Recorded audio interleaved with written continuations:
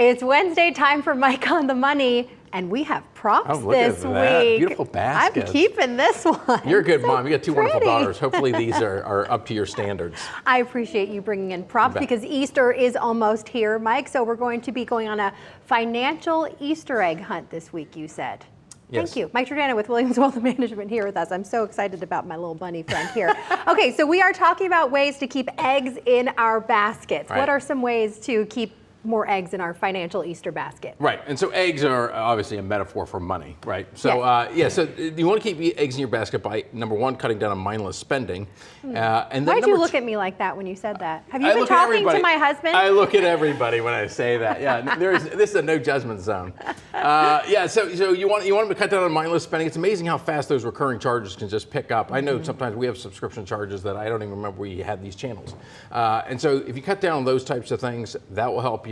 The other thing you want to do is take advantage of all the tax deductions you can get, and make sure that you have your investments in tax advantage strategies when possible. So hopefully you already have some eggs in your basket. So what can we do to grow the eggs that are already in there? Yeah, it's like the opposite of the last thing, which is instead of having these mindless recurring charges going out the door, get some not mindless, but start making more mindful decisions about your investments and setting up like savings subscriptions. So for short-term things, just put money into savings. Longer-term goals, put money into investment accounts. And if you do that now, especially when it doesn't feel fun to invest, when the markets rebound and it does feel good, likely you'll have more money. And that way it automatically goes in there. You don't even think about it. You're not even thinking about it. Good Exactly. advice. Okay, there is that saying, don't put all of your eggs in one basket, but is it possible to have too many eggs?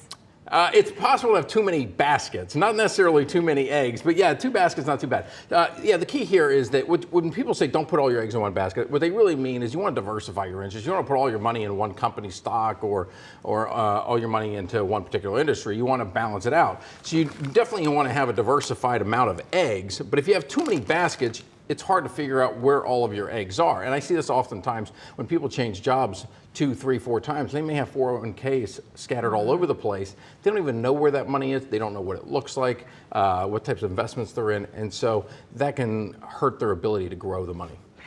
We know a lot of people in the coming days are going to be talking about Easter egg hunts. Hopefully the weather will cooperate for that. In short, the goal of any Easter egg hunt, or financial egg hunt in this case, is to collect the most eggs, right? That's right. And so the key is keeping the eggs already in your basket, avoiding taxes, that kind of stuff, and then growing the eggs by having an investment strategy that is prudent for you. You do those 2 things, and the only time you take the eggs out is when you have really valuable things that you want. Then you're going to be in good shape. No mindless spending. No mindless spending. At unspecified cosmetic stores. Do you like these?